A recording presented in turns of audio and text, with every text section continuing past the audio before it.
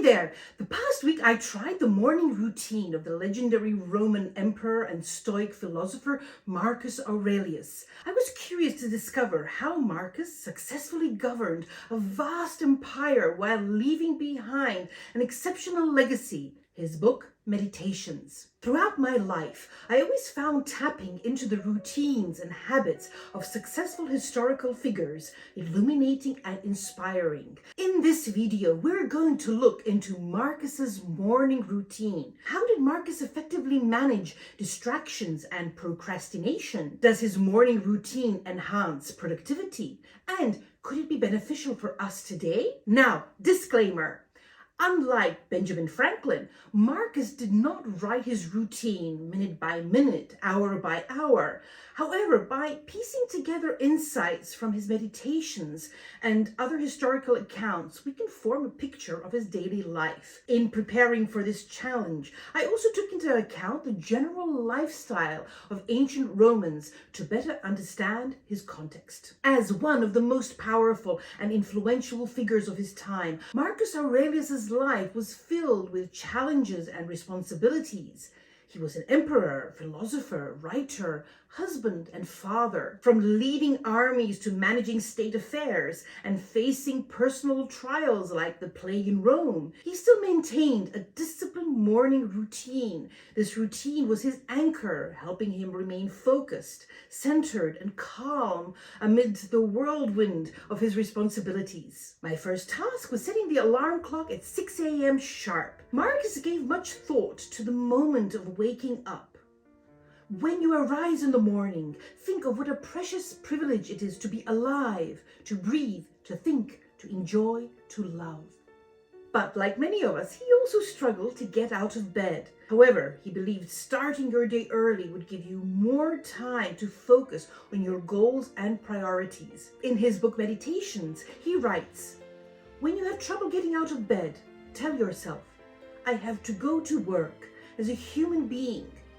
What do I have to complain about if I'm going to do what I was born for, the things I was brought in the world to do? Or is this what I was created for, to huddle under the blankets and stay warm?" Marcus Aurelius observed nature as a guide, urging us to be as diligent and purposeful as the living world around us. Don't you see the plants, birds, ants, spiders, and bees going about their individual tasks? They're putting the world in order as best they can. And you're not willing to do your job as a human being? Journaling was my next step, mirroring Marcus's own practice of self-reflection. He used journaling as a way to reflect on his life, his goals, and his values. He also used it to practice self-discipline and to train his mind to focus on the present moment. I needed to train and discipline my character, not to be sidetracked by my interest in rhetoric. Marcus also gets directly to the danger of procrastination. Not dressing up just to stroll around the house or things like that, to write straightforward. This journal, known today as the Meditations, was private and not intended to be read by anyone else. Marcus himself gave it an intriguing title. Marcus wrote his journal under war conditions in his tent while fighting the Germanic tribes at the frontiers of Rome. After an hour of reflection, mental and spiritual exercise, it was time to follow Marcus's next morning routine, physical exercise. Marcus's strict and consistent devotion to practice started in his childhood. As a sickly and bodily feeble child, he was encouraged to exercise. This formed habit continued into his adulthood. His meditations show that his preferred sports were boxing, wrestling, hunting, and barefoot walking. He would say, "Let not the functioning of your body be a distraction to your mind." Bathing, a staple in Roman culture, was also part of his routine. He took more baths a day, probably one in the morning, believing that sitting in hot and cold thermal pools washed away the dust of earthly life. Baths were popular in ancient Rome. Just think of the many Roman baths that have survived to this day. The baths of Caracal and Diocletian, or some of which, like the ones in Budapest, are still in use today. The city of Bath in England is named after its Roman-built baths. Like in Roman times, it's still a great place to go. It's time to squeeze in breakfast.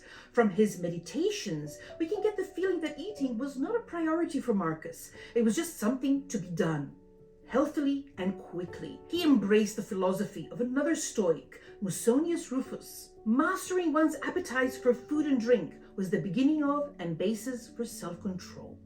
Marcus planned his day meticulously. After journaling or physical exercise, I think these two chores were pre-planned and fixed. He did the most challenging things first. Marcus was well aware of the dangers of procrastination and distractions. Concentrate every minute like a Roman on doing what's in front of you with precise and genuine seriousness, tenderly, willingly, with justice, and on freeing yourself from all other distractions. Yes, you can, if you do everything as if it were the last thing you were doing in your life.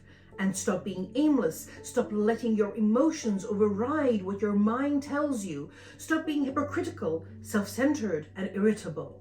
Marcus was a hard worker, disciplined, strict, and dutiful. He disliked complaining or whining. Never be overheard complaining, he wrote, not even to yourself. So, what did I learn following Marcus Aurelius' daily routine? I liked it. It felt good. I found Marcus's routine surprisingly manageable and balanced, unlike the overwhelming routines of some modern celebrities. Following this routine, there is a connection between physical and mental well-being, a sense of a work-life balance. No wonder he did it every morning. Well, probably not every, but most mornings of his life. His belief as a Stoic in the power of habit was likely influenced by Aristotle's view. We are what we repeatedly do. Following Marcus's routine, I accomplished so much during the first 4 or 5 hours of the day that I felt good and motivated to continue the day. Throughout the week, I realized that the combination of journaling and physical exercise provided the balance to work on becoming the best possible version of oneself, and that there's always some space for improvement. In my opinion, the only con of this routine is its demand for complete control over one's time, a luxury we may not all have. We're not emperors like Marcus. However, setting aside a week from time to time to follow this routine can be incredibly rewarding and enlightening. Thank you for joining me on this journey into the life and routines of Marcus Aurelius. I'd love to hear your thoughts and questions in the comments below. Don't forget to check out other videos on famous routines on this channel for more inspiration. See you soon, and remember, every day is a new opportunity to learn and grow. Bye for now.